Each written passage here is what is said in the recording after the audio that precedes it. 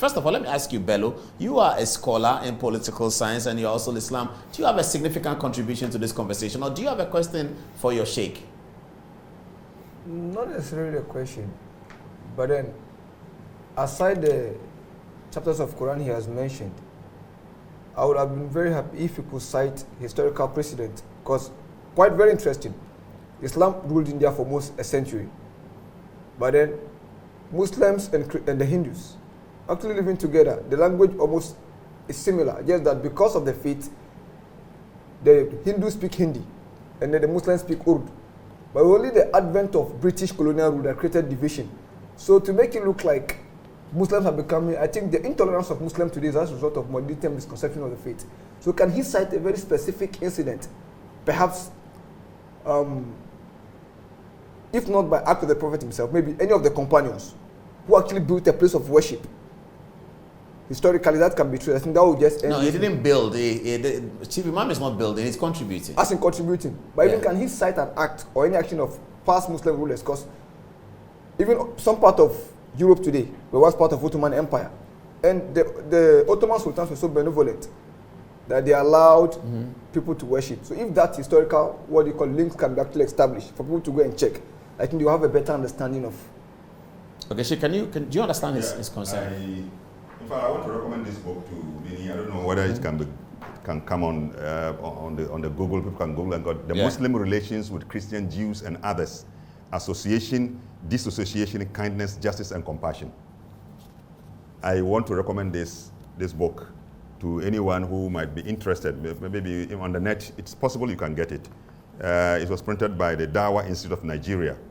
I find it very useful. And in this book, I just want to, with your permission, Paul, if you allow me, just to give an indication of how even the companions who became leaders after the Prophet, dealt with such matters.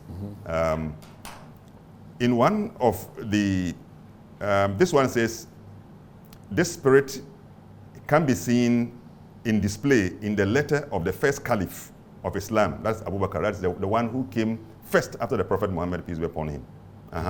To the non-Muslims of Nigeria, these are Christians. Yeah. And in this letter, it says, in the name of God, the beneficent, the merciful, this is the written statement of God's slave, Abu Bakr, the successor of Muhammad, the prophet and messenger of God. He affirms for you the rights of your protected neighbor in yourselves, your lands, your religious community, your wealth, retainers, your servants, those of you who are present or abroad, your bishops, your monks, your monasteries, and all that you own, be it great or small, you shall not be deprived of any of it, and shall have full control of it.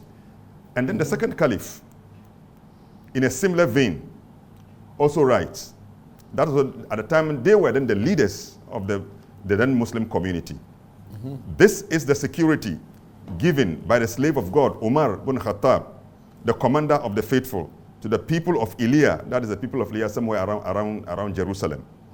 They are guaranteed the security in their persons, possessions, churches, crucifixes, and anyone within, whether sick or in good health, as well as everyone in their community. Their churches will not be occupied or demolished, nor will anything be taken from them, neither furnishings, nor crucifixes, or money. They will not be forced away from their religion and harmed because of it. There are others, it continues. These are precedents. For me, these are precedents. That is why, and these are precedents of Islam supporting the construction of the church. Not necessarily, but guaranteeing the protection. You see it. And that is the spirit in which the chief imam did what he did. He's not saying, I'm now going to support building of, what do you call it? Churches. Churches in the country, national cathedral. But once Christian community leaders have come to him, they did not also beg him that we have come to you, so, chief imam, look for money for us, and so on and so forth. But out of his own spirit of gesture and kindness, he decided, look, you have respected me, shown me this kind of love, and so on and so forth. So my symbolic gesture in reciprocation to what respect you have given me is to do this. But that's the whole point, because symbolic gesture is not 50,000 cities. Oh, it's $9,000. That's why I said that just make the mathematics of it. The mathematics of it is what is most important here. Okay, so the tokenism of it will show in the percentage of the total. Exactly. Okay, so there's a, what is it, 100 million project? I think we should lift our minds and make a better discourse by lifting our minds above the amount. Mr. Bello, are you satisfied with the examples that have been given? Sure. You are satisfied with it? Okay, so that ends Bello's conversation.